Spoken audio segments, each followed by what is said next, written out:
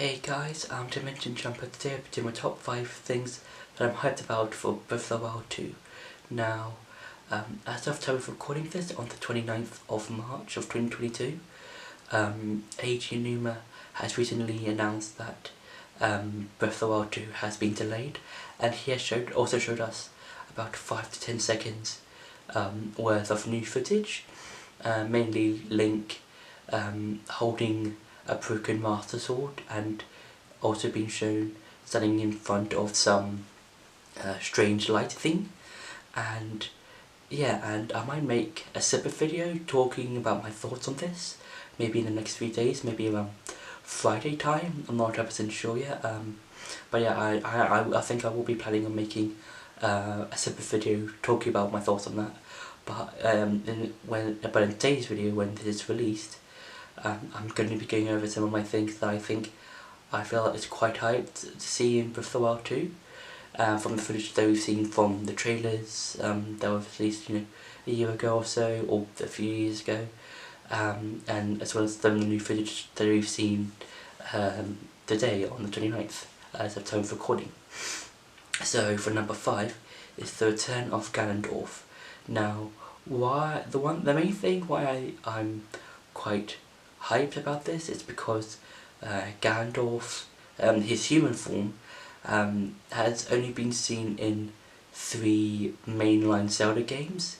If you exclude Breath of the Wild 2, because that game hasn't released yet, he's only been in Ocarina of Time, The Wind Waker, and Twilight Princess. And if you look at all the other games that in the Zelda series, a bunch of those games have had Ganon in it, whether it's the original Zelda game, A Link to the Past, A Link Between Worlds, even Ocarina of Time, and Twilight Princess has had Ganon in some form. And Ganondorf, the human version, has only been shown in 3 games, and with Breath of the Wild 2, I think that would be quite cool to see Ganondorf brought back into the spotlight, because I think that Ganon has been overused a bit, because overall he's just a big giant pig monster, and with Ganondorf he's more of a calculating person, and depending on which game that you see him in. And I will be cool to see Ganondorf be brought back into the series, because we can see him do stuff like, try to regenerate his body, send out his minions to stop Link or from defeating him, or trying to find the Triforce, or slowly regenerating his body, which I think would be quite cool to see throughout parts of the game. And I don't really want, I don't mind who voices him, but I think they have to get the right tone for Ganondorf, because Ganondorf is sort of this menacing, intimidating threat, and whoever voices him will, don't mind who it is, will have to get that menace, that voice of Ganondorf slightly right, and just bring out Ganondorf, you know what I mean? Something like that. So for number 4 are the Sky Islands. Now, the Sky Islands are quite cool because we rarely see any sky-based areas. We've only seen them in a couple of games, that being Skyward Sword, Twilight Princess, and I believe the Minish Cap, where with those games we've had either dungeons or areas where you could go to the sky, whether it's been in the I think Palace of Gales, I think, in the Minish Cap, or Skyloft in Skyward Sword. And with these Sky Islands, they look interesting because they're completely different from various sky-based areas that we've seen in the past. Because these islands look more, I would say more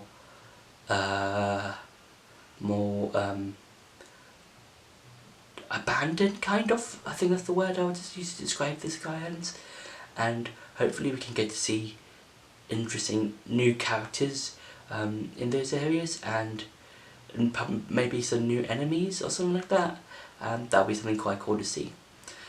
For number 3 is new enemies. Now we have seen a variety of old enemies within some of the trailers. Like we've seen some goblins, some moblins, and even a stone telos with a goblin camp on its back. But for Breath of the Wild 2, I'm excited to see some new enemies being brought into Breath of the Wild 2, and maybe some of these enemies could be could be like, you know, settlements of enemies in some of the areas. So we could see, you know, in Hyrule itself, we could see, you know, the normal enemies, like, you know, your goblins, your moblins, your Lizalfosses, that kind of thing. And then when it comes to the Sky Islands, we could see something like something more mystical or something, because when we see that robot thing, we don't know. I don't know if it's like an enemy or a friend or foe yet, because we've only seen the one shot of it in, I think, the second trailer, and we don't 100% know if it's a friend or foe yet. If it's a foe, that'll be something interesting to fight, because it could be something like a guardian, but it could have abilities that are on a higher level than the guardians. And then when it comes to something like the ancient caverns, or the underground caverns that we've seen in the original trailer, it could be something like a form of Goma, but different in that sort of way. Like we could see these spider enemies things, and or something like that, or a new form of a Dodongo or something like that. I don't know. It could be just, or it could be like, you know, old forms of enemies, but they become new due to their climate or habitat or something like that. For number 2 is the possible return of the Triforce. Now, in the 5 to 10 seconds of new footage that we've seen, if you look closely enough, when Link draws the Master Sword from its back, you can, I think, see for like a second some sort of like glow on the back of its hand. And if it is the Triforce, that'll be something quite cool to see, because the Triforce has been shown in, I think, almost every Zelda game, apart from some like I think the Phantom Hourglass and Spirit Tracks, and I think the Minish Cap and the Four Sword games. And I think if the Triforce is brought back in, it'd be cool to see like Link throughout the game, going through, like, you know, some of the dungeons, and either finding part of the Triforce at the end of some dungeons, and then maybe finding some part of the Triforce of Courage throughout the Sky Islands, maybe around Hyrule itself, maybe something like that. And it'd be cool to see the Triforce shown, because then we can see how Ganondorf might get his hands on the Triforce of Power, how Zelda might get the Triforce of Wisdom, and how Link might get the Triforce of Courage. It was something, and then plus that'd be something quite cool to see, and also make the story a bit more, I think, somewhat a bit more, raise the stakes. I think that's what I'm trying to say. Raise the stakes more, because the Triforce is this very powerful artifact, and it'd be something that Ganondorf would probably want to get his hands on first, so then he can have unlimited power and trying to rule over Hyrule or something like that. And there is something cool to see. And for number 1 is the mystery behind the broken Master Sword. Now, the broken Master Sword is something quite cool.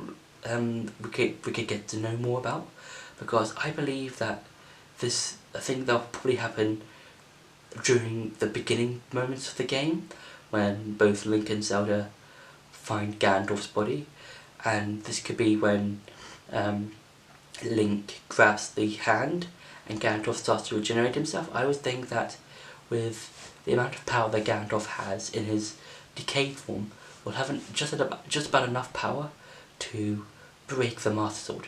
And we have seen the Master Sword in a weakened state, that being in before the events of Breath of the Wild, where Link was about to collapse, and we got to see, you see the Master Sword all rusted and it was chipped away.